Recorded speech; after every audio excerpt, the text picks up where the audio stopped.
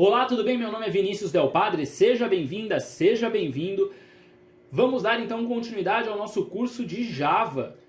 Hoje nós veremos a estrutura de repetição do while e antes de começar a explicar a do while eu preciso obrigatoriamente recapitular a estrutura de repetição for. Eu tinha dito para vocês que a estrutura de repetição for ela era utilizada quando nós sabíamos a quantidade de vezes que nós deveríamos repetir uma determinada ação. Por exemplo, uma tabuada. Quantas vezes você repete ali a multiplicação? 10 vezes, né? De 1 a 10, ou então se você quiser de 0 até 10. Ok. Ou então, você tem uma empresa, né? Você precisa informar o salário dos seus funcionários. Você primeiro pergunta a quantidade de funcionários, aí o cara coloca 3. Então você vai perguntar 3 vezes o salário dos funcionários. Beleza? Agora, o do while é um paradigma um pouco diferente. E aí a gente vai então direto para o exercício. Ele é utilizado, né? Essa estrutura ela é utilizada quando você não sabe quantas vezes você tem que repetir uma determinada ação. Então, vamos para o exemplo. Receba um número até o usuário digitar um valor negativo. Bom, receba um número até o usuário digitar um valor negativo. Quantas vezes você vai perguntar para o usuário um número? Não sei. Depende, até ele digitar um valor negativo. Ele pode digitar na segunda vez, ele pode digitar na 10ª vez um valor negativo. A gente não sabe, ok? Então é nesse caso que a gente usa o do while. E agora vamos então aqui olhar o gráfico para entender essa estrutura de repetição no detalhe. Aqui esse primeiro bloquinho é a ação que nós faremos. Então nós pediremos um número para o usuário. Peça um novo número. O que isso significa? Vamos supor que a gente é a máquina, tá? Eu fui lá e perguntei, usuário, qual o número? Ele foi lá e me informou 1. Vamos para a seta verde então. Agora a gente cai numa condição. Número digitado é maior do que 0? 1 é maior do que 0? Sim. Então ele vai para a seta verde e novamente ele executa a ação. Peça um novo número. Então agora o usuário informou 2 pra gente, beleza? Aí a gente desceu a seta, número digitado é maior do que 0? 2 é maior do que 0? Sim, ele vai e pergunta novamente. E agora vamos supor que eu informei menos 1, o usuário informou menos 1. Descemos a seta, menos 1 é maior do que 0? Não. Então ele cai na seta vermelha e encerra a execução.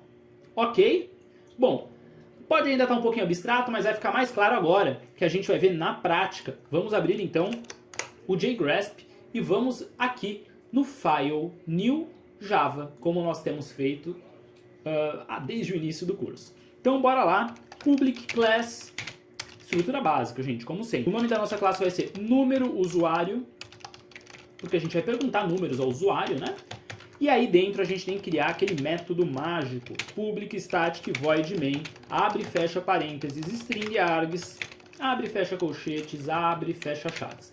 Beleza, temos então a nossa estrutura básica montada, agora a gente pode começar a desenvolver Java na unha.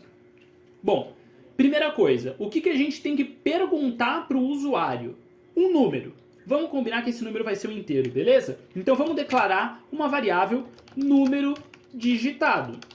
Ok? Vamos deixá-la com 0, tá? Porque o usuário ainda não informou nenhum valor. Ok? Agora a gente vai precisar perguntar para o usuário várias vezes, uma ou muitas vezes, um número. Bom, então se a gente tem que perguntar várias vezes, essa ação ela tem que estar dentro de uma estrutura de repetição. No caso, o do while. Como que é a sintaxe do do while? Palavra mágica do abre e fecha chaves, perdão. Dentro a gente vai então colocar o código que a gente quer repetir. Dentro do abre e fecha chaves, a gente então vai fazer a repetição do código.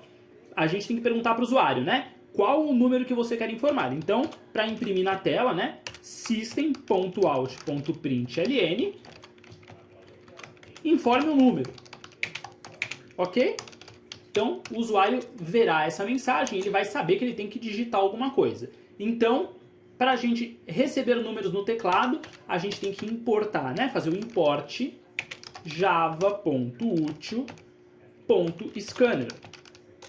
Ok? E aí a gente então instancia o scanner. Scanner input é igual ao new scanner. E dentro dos parênteses a gente manda o system .in. Se você não viu ainda a aula de scanner, recomendo que veja, vocês vão entender um pouquinho mais essa estrutura, ainda não no detalhe nós veremos um pouquinho mais à frente. Beleza, então instanciamos aqui o nosso input fora da nossa estrutura de condição, porque senão a gente vai criar 10 mil inputs, a gente só precisa de um leitor de teclado. Quantos teclados você tem? Um só, não é? Então por que você vai colocar esse cara dentro da estrutura de repetição? Você vai ficar repetindo um cara que vai ler? É como se você estivesse contratando uma pessoa para ler o teclado. Você vai contratar 10 mil pessoas se você tiver que ler 10 mil números? Não. Então por isso você cria uma vez só, porque vai ter um funcionário que vai ler o seu teclado. Beleza? Show! E aí agora sim, dentro da estrutura de repetição, a gente imprimiu informe um número, agora a gente precisa ler esse número no teclado. Então, input.nextInt. Então, a gente está recebendo um número inteiro. E aonde a gente vai guardar ele? Dentro da variável número digitado que nós criamos lá em cima. Então, número digitado é igual a input.nextInt. Então, o que a gente escreveu aqui? Dentro da variável número digitado, nós guardaremos o valor que o usuário digitar no teclado. Ok? Beleza, tudo isso está dentro do nosso do, que tem um abre, fecha chaves. E aí você me pergunta, bom, quantas vezes eu vou repetir isso? Não sabemos.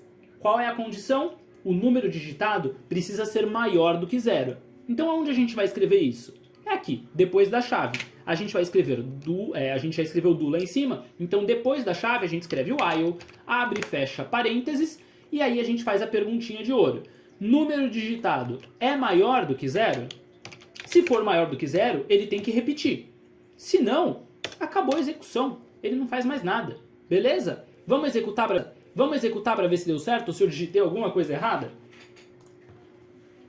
Bom, vamos salvar o arquivo, né? Então cliquei aqui no bonequinho vermelho, como sempre. Ele pediu para eu salvar o nosso arquivo. Ele sugere número usuário, que é o nome da nossa classe. Então a gente não muda, só salva. E aí ele vai executar. Se tudo... Opa, deu certo de primeira. Vamos lá. Informe um número. 1. Opa, perguntou de novo. 10. Mais uma vez. 30. Mais uma vez. Agora eu vou informar menos 1. Ele terminou a execução. Ok? Ele colocou aqui operação completa. Mas a gente pode deixar uma mensagem final para o usuário depois da estrutura de repetição. Por exemplo, system.out.println e aí, entre aspas, você digitou um número negativo. Ok? Então isso está fora da estrutura de repetição. Por quê? Porque ele vai repetir essa pergunta várias vezes enquanto o número for maior que 0. E depois, quando você digitar um número menor do que 0, ele não vai mais repetir e vai dar sequência no código. E aí depois do código dessa repetição, a gente vai ter essa mensagem para o usuário. Você digitou um número negativo. Vamos executar para ver se essa mensagem vai aparecer? Beleza?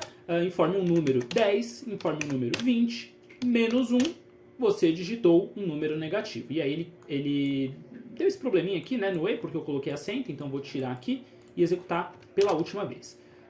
Bonequinho vermelho, informe um número 5, informe novamente 10, informe novamente menos 5. Você digitou um número negativo. Gente, a estrutura do while é basicamente essa, é muito simples. Eu espero que tenha dado para pegar aí o jeito. Agora é prática, prática e prática, que vocês vão decorar isso daí, a sintaxe, e vão ter um entendimento completo. Então são duas coisas aliadas. Decorar a sintaxe, ou seja, do abre chave, fecha chave, escrever o while, isso é decorar. Agora, o mecanismo, vocês têm que entender.